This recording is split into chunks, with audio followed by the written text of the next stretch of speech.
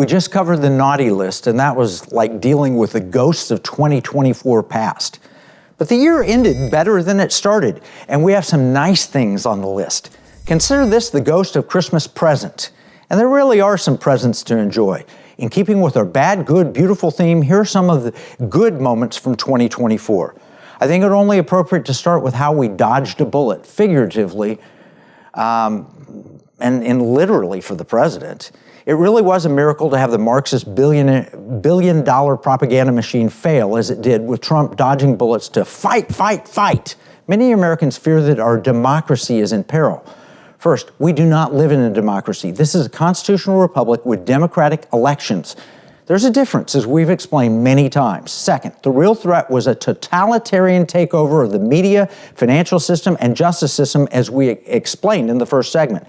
At least for the time being, that's over. Let's walk through a few of the highlights from the year in no particular order. For one thing, we had some huge wins. We talked about natural asset companies, a scam where the public would pay landowners to keep their land from being productive. We covered that in January, episode 275, and you, our audience, helped defeat it in a week via public pressure. What's exciting is that we worked with a great team to get this win, including supporting the leader, Treasurer Marlo Oaks of Utah, and State Representative Ken Ivory, along with Frank Gaffney and others. Likewise, we got a reprieve on the World Health Organization's plan to control every aspect of your life by declaring health emergencies.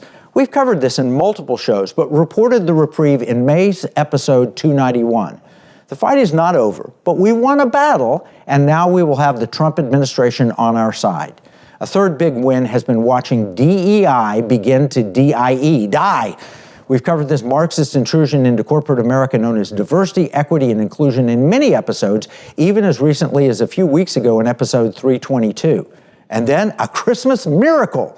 Walmart abandoned DEI in favor of promoting the most qualified and best workers rather than obvious racism. Walmart rolls back the DEI programs. That's in CNN. We also had some big wins in regard to free speech on the internet when Elon Musk bought Twitter and transformed it to X. And over the year, free speech opened up. We've been educating Americans about CBDC, where Trump has promised to stop it if elected. That was covered in Whistleblower episode 309. And we've stopped threats to our liberty, security, and values from Kamala Harris, who would have been bad for all three. We covered that in episode 313, 314, and 315.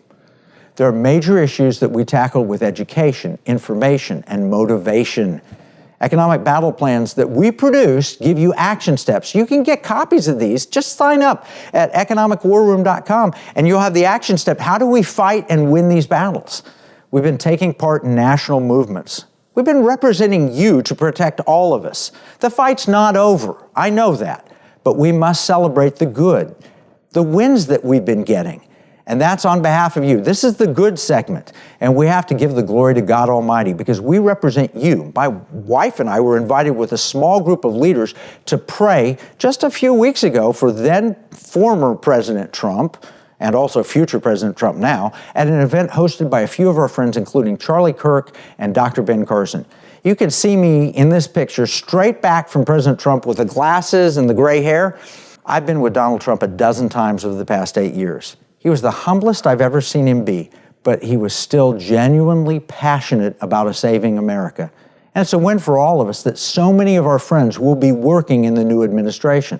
Those are good things. Some of the other good things from 2024, well, we advanced our pirate money efforts. We made it in the top 10 priorities at the Texas Republican Convention in the summer. And our key supporters for our legislation in Texas, they won re-election. And that's true across the country. Mike Murphy in Kansas, for example, he won his battle. Ken Ivory in Utah, and so many others.